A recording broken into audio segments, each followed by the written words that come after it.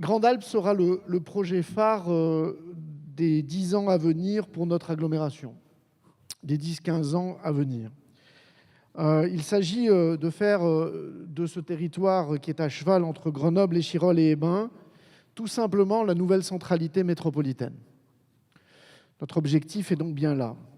C'est en fait et globalement le premier grand projet propre à notre métropole. Notre métropole est née en 2014 de par la loi et c'est véritablement tout simplement la constitution de la métropole qui a permis, dans son rôle d'animatrice, la métropole, dans son rôle de fédératrice des énergies, de pouvoir tout simplement porter, je dirais, la constitution et la construction d'une vision plus équilibrée du territoire et parfois d'assembler des initiatives qui existaient à la fois sur les communes, Grenoble, Échirolles ou Hébin, et de donner une portée finalement plus métropolitaine sur un secteur qui est évidemment, même quand on regarde la carte, le cœur de la métropole en fait.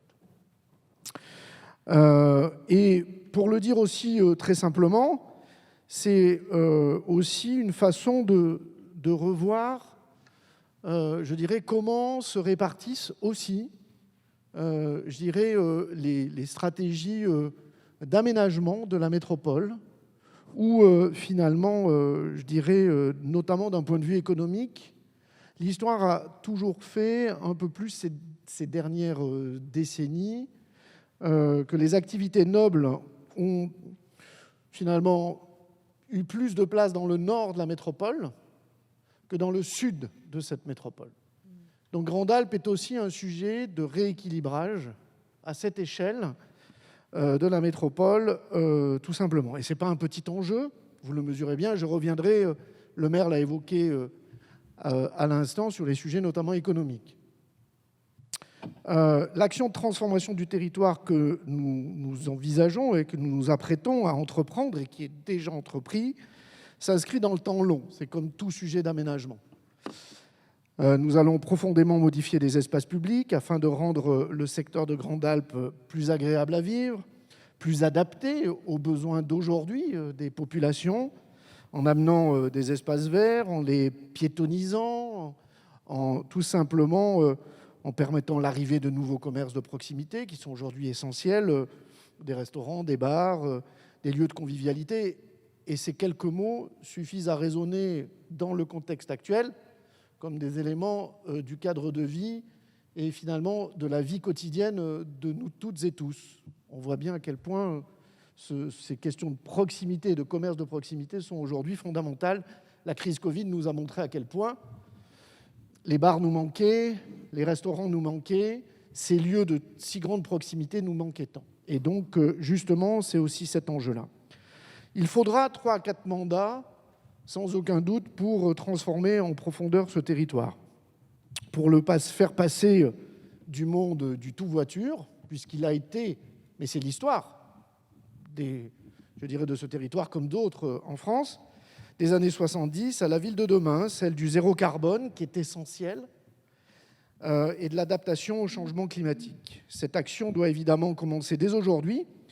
À Hébin, d'ailleurs, nous avons lancé des études sur le devenir de l'axe Jean Perrot, avec la volonté d'y favoriser vélo, bus, mode doux, mais aussi finalement au travers presque d'un PDU de secteur, de façon à entrer véritablement dans ces sujets de mobilité à cette échelle, et c'est important, et je sais que Hébin a fortement poussé sur ces sujets-là. La ville de demain devra faire la part belle aux mobilités douces, la piétonisation, végétalisation des espaces publics, plantation d'arbres, tout simplement afin de rendre nos villes beaucoup plus respirables l'été et tout simplement de s'adapter au changement climatique par ces îlots de fraîcheur qui sont essentiels aujourd'hui et que nos concitoyens réclament. Dans un monde qui va immanquablement, hélas, se réchauffer année après année. Il s'agit également de faire de ce secteur, et ça pour moi c'est un sujet qui est extrêmement important, un poumon économique majeur pour notre territoire. Hier, les entreprises venaient s'installer sur la presqu'île de façon très forte. Demain, elles viendront s'installer à Grande-Alpes. Je le dis ici tout simplement, un petit clin d'œil. J'assiste chaque année finalement au grand conseil d'administration du CEA, qui, vous le savez, génère les startups de demain, est un vrai lieu d'innovation. Et aujourd'hui, ils nous disent la place potentielle sur la presqu'île s'est raréfiée et il nous faut trouver demain des espaces économiques dédiés.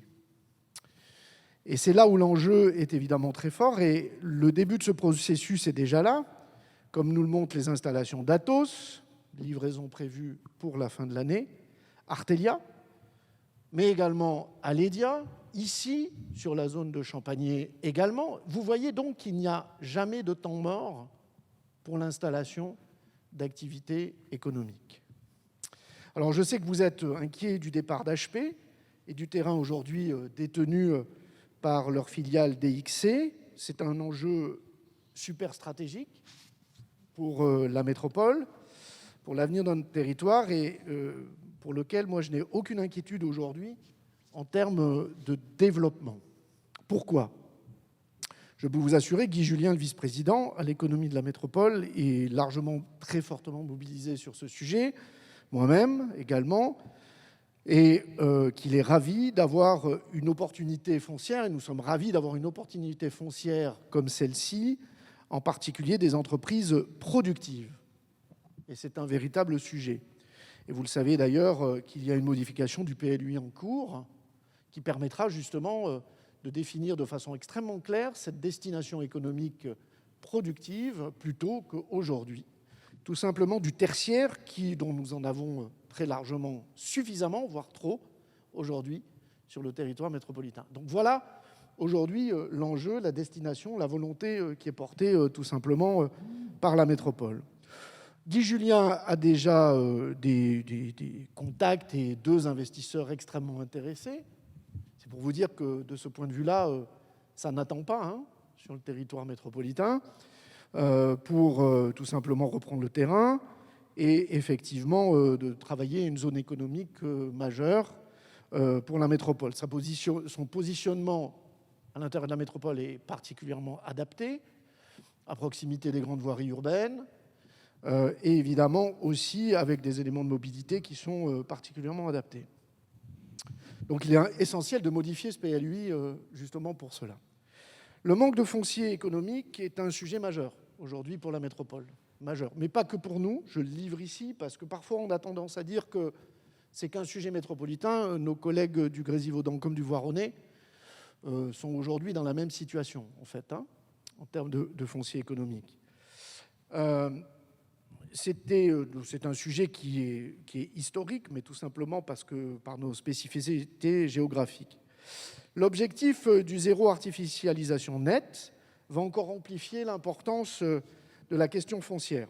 L'Europe s'est fixé pour objectif de stopper toute artificialisation nette des terres à l'horizon 2050. Une instruction de l'État qui, en juillet 2019, est venue traduire justement cet objectif et surtout la loi climat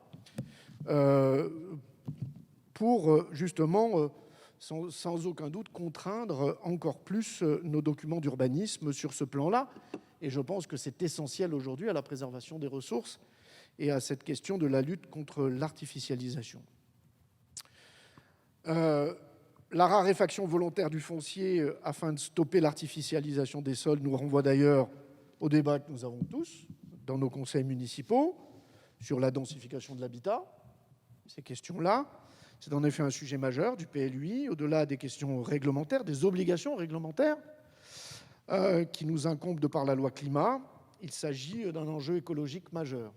Je vais y venir quelques secondes. Nous ne pouvons pas proclamer à la fois de grandes ambitions en matière de changement climatique et de lutte contre le changement climatique et poursuivre une politique d'étalement urbain. Ça, c'est vrai ici, mais comme partout en France, comme partout en Europe d'ailleurs, qui consomme dans notre pays l'équivalent, sachez-le, d'un département tous les 10 ans et induit la poursuite d'un modèle basé sur le tout-voiture avec toutes les contraintes et les complexités que cela a. Or, en raison du phénomène de décohabitation lié au vieillissement de la population et tout simplement à la vie aujourd'hui des couples, Nous avons besoin de plus en plus de logements, c'est un fait, c'est une réalité, ici comme dans les autres métropoles françaises, et notamment pour maintenir une population stable. Même si au sein de Grande-Alpes, Hébin va être très largement moins concerné par cette question de la construction de nouveaux logements sur le projet Grande-Alpes, plutôt qu'Échirolles ou Grenoble dans les prochaines années, nous allons justement travailler à freiner les risques d'urbanisation incontrôlée, que ce soit sur Jean Perrot typiquement, et je sais que ce sujet fait débat partout. Je le sais d'autant que la construction de logements sociaux en 2020 s'est effondrée à l'échelle métropolitaine.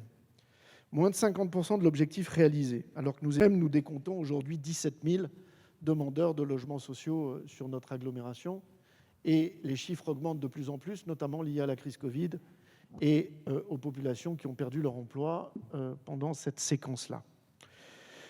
Donc vous voyez bien que derrière cette question de Grande-Alpes, derrière cette question finalement d'une nouvelle centralité, d'une nouvelle polarité, d'un nouveau cœur de métropole qui va tout simplement se mettre en mouvement et je dirais être travaillé avec les communes dans une gouvernance qui respecte les communes. Et nous sommes évidemment aujourd'hui dans un projet qui va englober plus largement l'État, le département. Nous sommes dans cette dynamique collective au travers du PPA notamment, qui permet de montrer que, encore une fois, l'ambition, elle est portée par plusieurs collectivités, communes, métropoles, départements, l'État. La région viendra, et pas membre du PPA, mais viendra sur un certain nombre d'actions, tout simplement dans le cadre effectivement de ce projet. Un dernier mot sur la question des mobilités et tout simplement, je vous ai indiqué qu'au travers de Grande-Alpes, on doit sortir de ce monde conçu pour le tout-voiture, afin aussi d'amplifier et d'augmenter les questions des mobilités douces. À terme, cela doit nous interroger sur le franchissement de la rocade et de la voie ferrée. C'est un sujet sur lequel nous comptons bien attirer l'attention de l'État, dans le cadre justement du PPA. C'est pour ça que nous avons cette gouvernance-là, que nous comptons, ville, métropole, signée du coup cette année, et qui nous permettra d'avoir cette gouvernance beaucoup plus compacte pour pouvoir tout simplement, je dirais, résoudre un certain nombre de sujets importants pour le territoire. Je conclurai simplement par ce mot-là, par ces éléments-là. Grande-Alpes, c'est un projet majeur pour préparer l'avenir, à la fois en attirant les entreprises, et ce secteur est particulièrement attractif pour les entreprises, qui créeront demain de la richesse dans notre territoire, les emplois de demain et les habitants de demain d'Hébin, sans aucun doute, qui viendront s'installer, mais aussi de mettre en œuvre l'indispensable transition écologique pour laquelle notre société, et en particulier les jeunes, mais pas que les jeunes, se mobilisent de plus en plus, et nous devons être évidemment à ce rendez-vous-là. Je ne serai pas plus long, cette présentation plus politique en fait des enjeux. En tout cas, c'était pour vous dire ce qui nous anime. Métropole commune avec un S, État et évidemment les partenaires, les autres partenaires institutionnels dans ce grand projet d'aménagement qui n'est pas un projet simplement fait d'études, mais qui est un projet qui va tout simplement rythmer année après année des évolutions, tout simplement où les habitants pourront voir concrètement ces évolutions-là, projet après projet, tout simplement. Donc ce ne sont pas simplement des études d'architectes qui sont toujours très bien faites, de bureaux d'études sans doute aussi très bien faites, mais c'est aussi des moyens. Je voudrais le rappeler ici, la métropole mobilisera et a déjà délibéré pour près de 46 millions d'euros d'investissement sur ce mandat. Nous travaillons dans le cadre du plan pluriannuel d'investissement à, je dirais, donner encore plus de souffle financièrement à cela. Nous le ferons. Moi, j'y suis évidemment particulièrement favorable, mais c'est une discussion que nous aurons ensemble, tout simplement pour se donner les moyens d'agir concrètement sur ce territoire. Voilà, monsieur le maire. Merci, Monsieur le Président. Peut-être avant d'entamer des débats, des questions. Merci pour cette introduction politique qui a bien planté le décor, qui a bien posé le décor. Avant d'engager les échanges, je propose que Madame Salman nous fasse une présentation qui va vraiment brosser l'ensemble du tableau et puis en diaporama avec des photos, ça permettra vraiment de mieux comprendre ce qu'est ce projet Grande-Alpes.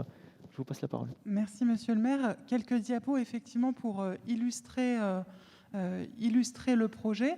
Donc, vous avez ici une vue aérienne de ce territoire dont on parle. Un Grand Alpes, c'est peut-être pas forcément des limites ou un territoire qui vous parle aujourd'hui. On parle en fait d'un territoire de 400 hectares qui est sur 3 communes, Grenoble, Échirolles et Bains. Et on ne le voit pas très bien à l'écran ici, mais on a des points de repère que tous les habitants de la métropole connaissent. On a Alpexpo sur Ébain, on a la Rocade Sud, on a la gare d'Échirolles, le grand centre commercial Grand Place, Carrefour, qui sont un peu les points marquants de ce territoire. Je le disais, il est sur 3 communes, dont une part importante sur Ébain, puisque dans les 400 hectares, on estime qu'on a à peu près une centaine d'hectares sur Ébain, donc un projet très important pour la commune. Monsieur le Président le disait, dans le plan local d'urbanisme, la logique, c'est de travailler sur des polarités de développement en complément du centre-ville de Grenoble. Donc vous le voyez sur cette carte, il y a 3 polarités qui sont identifiées.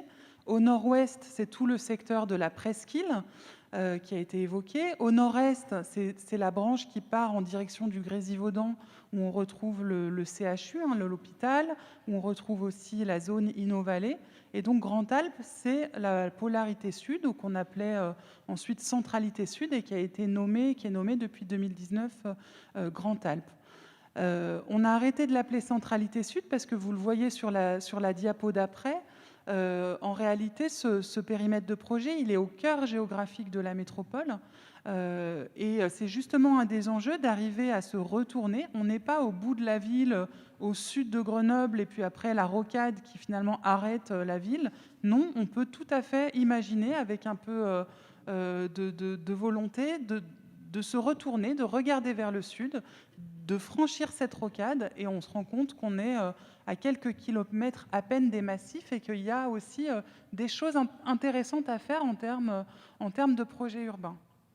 Alors, on a travaillé avec des équipes sur le diagnostic, sur des orientations, des intentions.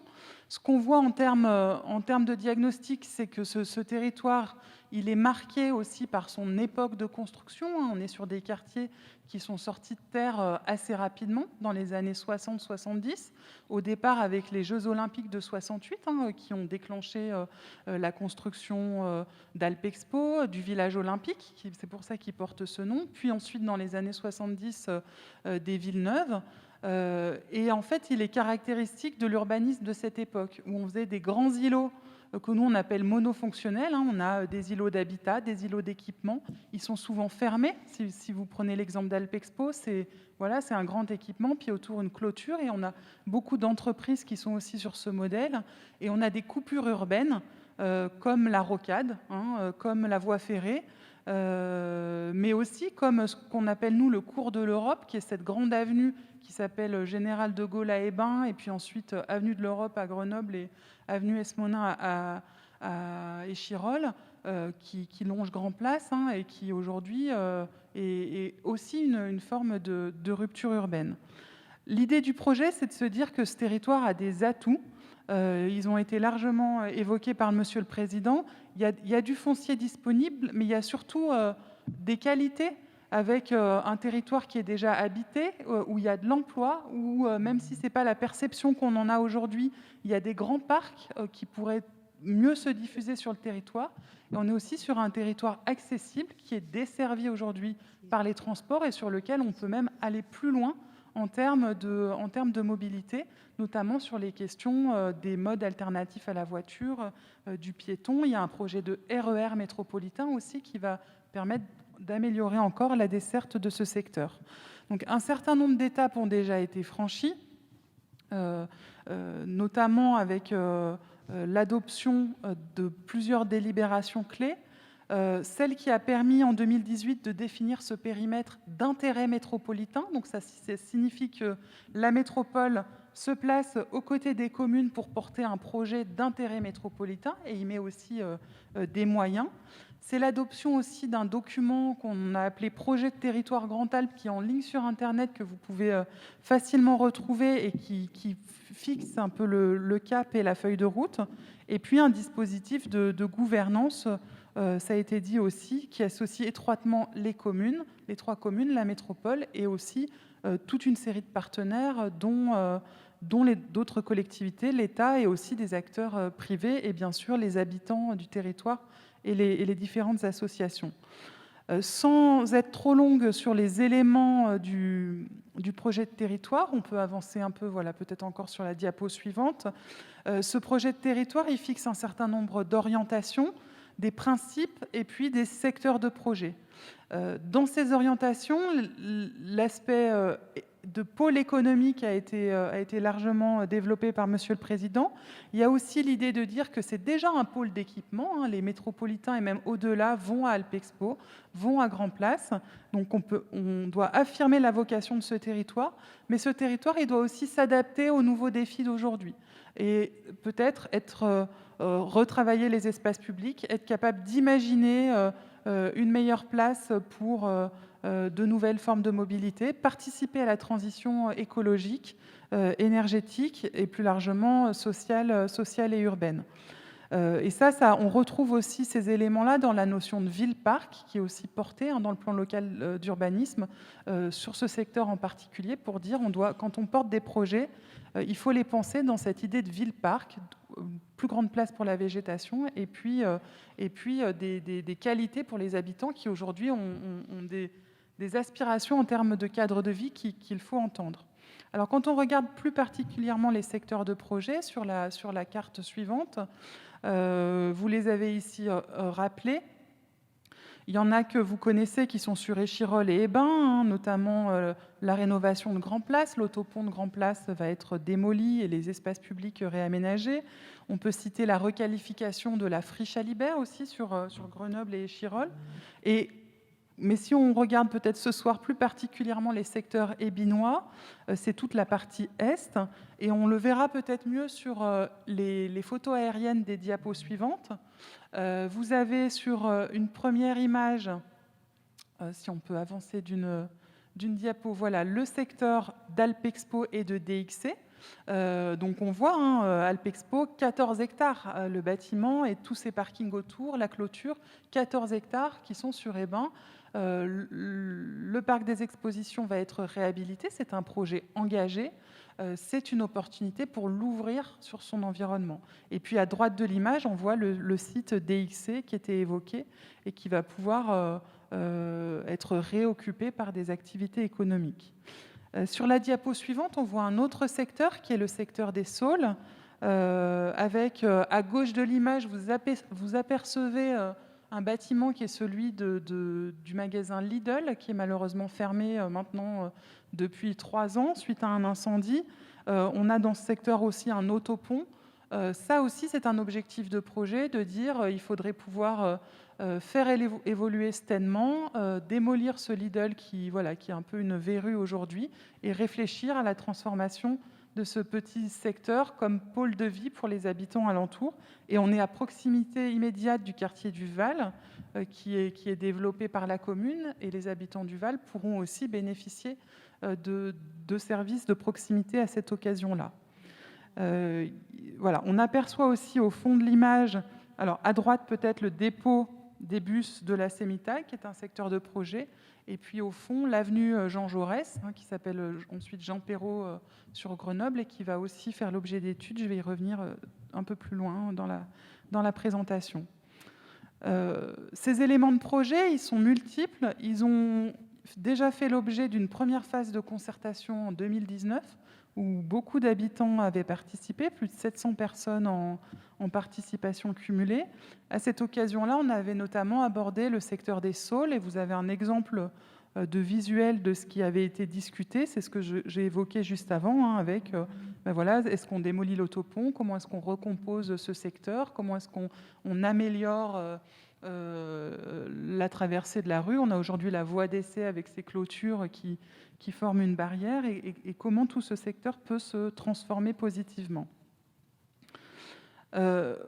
C'est un exemple de secteur de projet, et comme ça a été dit aussi, on est sur un projet de longue haleine qui va se dérouler sur une vingtaine d'années. Peut-être quelques éléments aussi de méthode quand on développe ces projets. Il y a certains principes fondateurs qui nous guident. La question de la démarche environnementale ambitieuse, avec 4 axes qui ont été définis par les élus. Un axe sur la végétation, un axe sur la place de l'eau. On sait que sur le territoire des Bains, dans ce secteur, on a le ver de Ré qui est souterrain, busé, et qui, même si la question de sa remise à l'air libre nécessite des études et que ça ne peut pas forcément se faire partout, l'idée de dire peut-être qu'à certains endroits, on pourrait aller chercher le ver de Ré et amener de l'eau dans les projets, au regard aussi des objectifs de lutte contre le réchauffement climatique, lutte contre les îlots de chaleur, c'est un principe qui nous semble intéressant. Voilà, lutte aussi contre les nuisances air, bruit, chaleur. Et puis le volet énergétique qu'on n'oublie pas, on a la chance d'avoir la chaufferie, la centrale de la Villeneuve, le réseau de chauffage urbain. Voilà, c'est aussi une opportunité pour que les projets développés soient particulièrement vertueux au plan énergétique. Autre élément qui nous guide, c'est de travailler bien entendu avec les habitants sur la conception de tous ces projets. J'ai parlé de la concertation en 2019, c'est vraiment une première étape, et sur tous les projets, la suite des projets, l'idée c'est de pouvoir les associer à la fois en amont au moment où on élabore le projet, mais aussi pourquoi pas pendant la mise en œuvre avec des démarches autour de la place de l'art, la place de la culture, des partenariats peut-être avec les établissements scolaires, des choses comme ça qui sont envisagées. Je suis peut-être pas trop longue sur ces principes. Il y a encore une diapo qui montre aussi comment tout ça participe à renforcer la trame verte et bleue du territoire, et quand les projets servent aussi à relier les parcs entre eux. D'un point de vue peut-être plus opérationnel, pour vous faire part des éléments d'actualité, vous l'avez compris, Grand Alpes, ce n'est pas un grand projet qui se mettrait en œuvre en une fois. En réalité, c'est plutôt une démarche qui combine, qui fédère plusieurs projets qui sont soit des projets privés, mais que la métropole et les communes encadrent, négocient, freinent si c'est nécessaire, améliorent en termes de qualité si c'est nécessaire. Il y a un volet renouvellement urbain, alors qui concerne plus Échirolles et Grenoble, avec une convention avec l'Agence nationale de rénovation urbaine, mais pour nous, c'est aussi un volet important, parce que ça veut dire rénover les quartiers d'habitat existants, qui sont partie prenante du projet. Il n'y a pas un projet sur l'existant et un projet sur le reste, c'est bien un seul et même projet. Et puis des opérations d'aménagement public qui sont en préparation. On le voit sur cette diapo, donc ça, c'est les projets qui sont engagés. Je les ai un peu cités tout à l'heure, où ils ont été cités. Voilà, ce qui n'a pas été cité, que je peux peut-être rappeler, on n'est pas seulement sur des projets de construction. En fait, on peut être sur des projets très variés. Vous voyez ici, par exemple, un projet de ferme urbaine qui devrait voir le jour dans le secteur de l'avenue d'Innsbruck, où il y a le site de Prémaliance, qui sont les bâtiments de bureaux en face de Grand Place, occupés auparavant par l'OPAC 38. Là, le projet, c'est d'y installer un Fab Lab de l'école d'architecture, de développer des occupations temporaires. Voilà, le projet, c'est aussi ça. Si on fait un petit focus, là encore, sur Hébin, donc on peut avancer peut-être de diapo et même aller carrément sur celle d'après. Voilà, il y a un petit zoom sur Hébin. Donc vous reconnaissez à gauche de l'image Alpexpo. Je le disais, en rénovation en cours. Les travaux vont démarrer à partir de l'année prochaine. Dans ce secteur-là, on a la rue Le Corbusier, c'est la rue qui passe juste au sud d'Alpexpo, quand on sort de la rocade à la sortie Alpexpo et qu'on prend à droite pour rejoindre Hébin. Cette rue va être rénovée très rapidement. Ce sera l'occasion d'y mettre une piste cyclable et d'améliorer la liaison avec la passerelle piéton-cycle qui passe au-dessus de la rocade. Je ne peux pas pointer malheureusement pour vous montrer en même temps. Mais vous avez un petit point jaune là, accès passerelle, c'est la passerelle piéton-cycle sur la rocade. Ça, pour nous, cette liaison, elle est importante parce que pour les salariés qui travaillent, y compris dans la zone des Ruires et dans différentes zones d'activité des Bains, ça veut dire que venir en train jusqu'à la gare d'Échirolles et finir le trajet à vélo, voilà, c'est aussi quelque chose qu'on veut faciliter. Les autres points qui sont sur cette carte, vous voyez, donc il y a la question du site DXC, j'y reviens pas, mais le dialogue est engagé avec le propriétaire du terrain pour vraiment faire quelque chose de positif de la dynamique actuelle. Même s'il y a des entreprises qui partent, on peut travailler avec DXC sur la transformation du site. Ce sera notamment l'occasion de travailler avec le SMAG pour agrandir le dépôt de bus que vous voyez là juste au nord du dépôt de DXC, juste en haut. Il y a des besoins complémentaires pour stationner des bus, donc ça va être un élément de projet. Le secteur de Lidl que j'ai évoqué, vous voyez aussi une petite vignette sur l'ancien collège des Saules, puisque le nouveau collège est maintenant en service. L'ancien collège va pouvoir être démoli. Ce sera l'occasion de réaménager les espaces publics au pied du collège et de développer un petit programme de logement pour des logements pour actifs. Et puis, le projet du Val qui est également rappelé. Après, je voudrais insister sur le dernier point qui est, c'était les 2 dernières vignettes sur la carte, c'est tout ce qui concerne l'axe Jean Jaurès, Jean Perrot. Effectivement, ça, la métropole a été... la ville des Bains a sollicité la métropole pour qu'on puisse, sur cet axe, avoir des éléments d'études et de cadrage de projet dans un délai court. Donc il y a une étude qui est en train d'être lancée pour vraiment travailler sur le devenir de cet axe, pouvoir y intégrer rapidement une piste cyclable chrono-vélo, réfléchir à l'insertion d'un axe pour les bus tel que prévu par le PDU, et puis au-delà, travailler la qualité de l'axe, pouvoir encadrer les projets, ne pas subir en fait la pression immobilière et foncière qu'on constate dans le secteur.